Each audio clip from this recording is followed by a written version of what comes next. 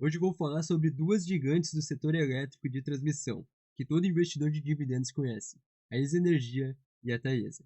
E uma delas, inclusive, já divulgou o resultado com uma queda nos lucros, o que não foi bom para nós acionistas.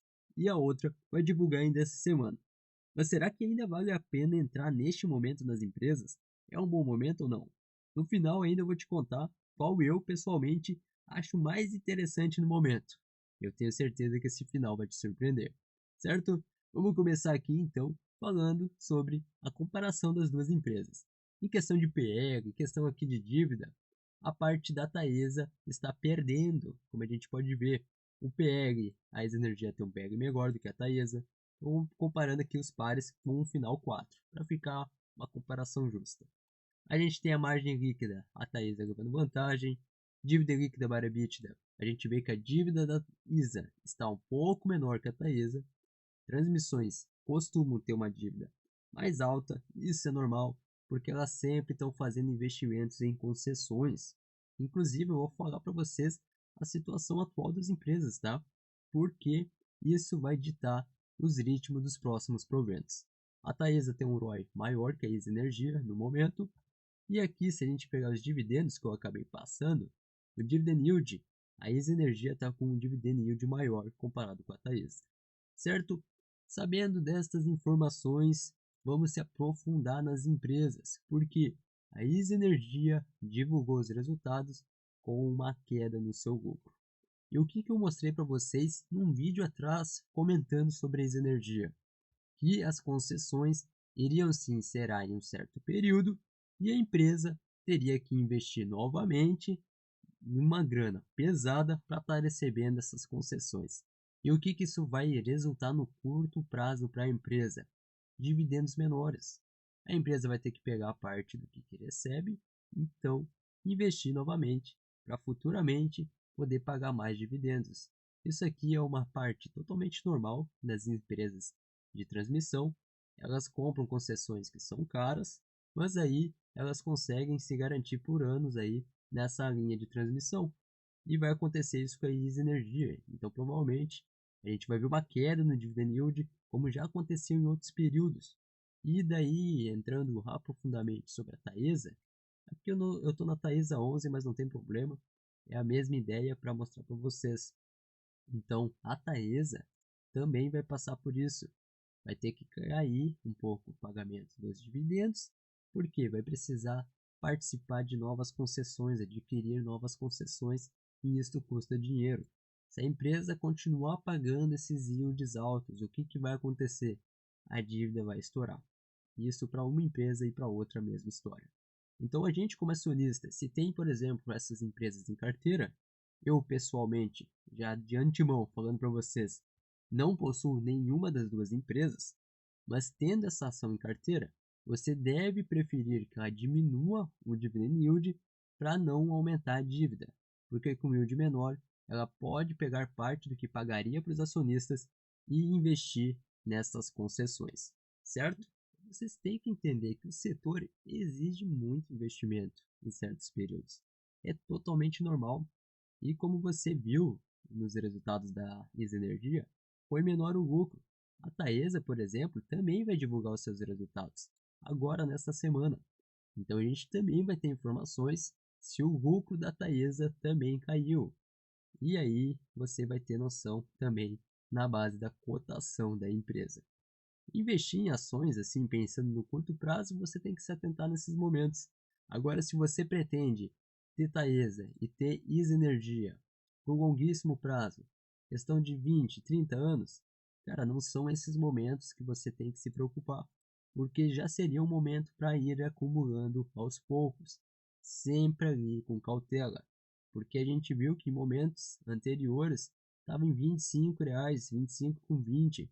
Então ela já teve uma queda relativamente expressiva. E o que isso vai resultar no longo prazo? Que você pegou preços baixos. Ela pode cair mais, mas ao mesmo tempo não tem como prever o futuro.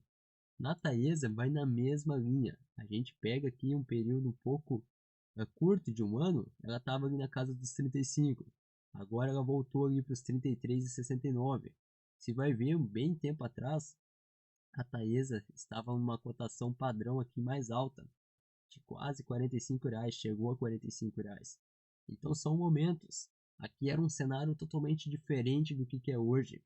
E por isso não adianta apenas se basear na cotação. Você tem que se basear na cotação olhando para os lucros futuros.